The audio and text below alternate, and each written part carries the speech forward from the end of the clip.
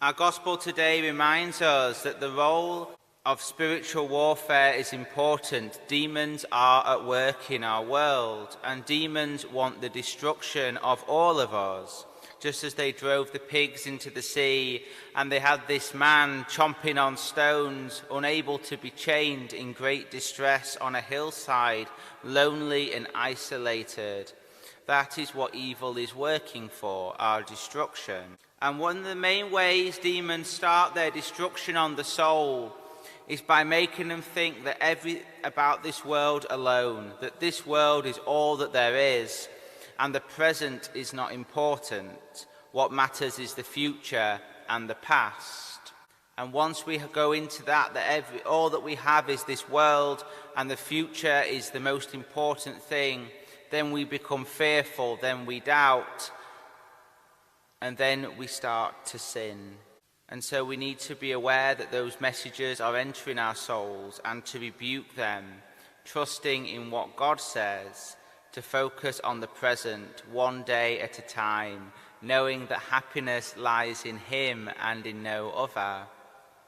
And also, the power of God can work wonders through us. And St Blaise is a great example of this. This guy was a bishop. He had a diocese, he had a people. But when it came for him to be martyred, he didn't recant his faith, he didn't run away. He stood there and he was faithful to God because he trusted that God's plan is the best plan.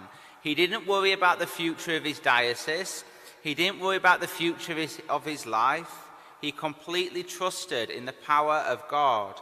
And it is the power of martyrdom which strengthens the church. So what appears to be, in the eyes of the world, if we look at this world alone and the future, martyrdom is a disaster.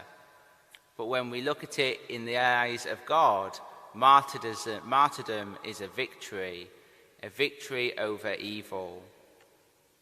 And St Blaise is known for healing of the throat. Throats have been healed, diseases have been removed by calling upon his name and seeking his intercession.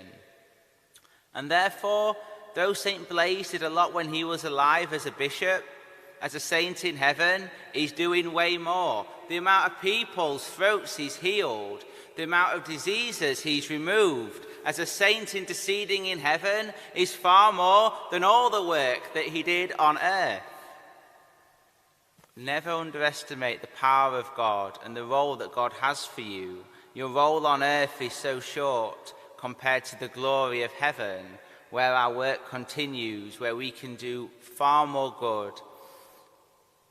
God can use us even after death.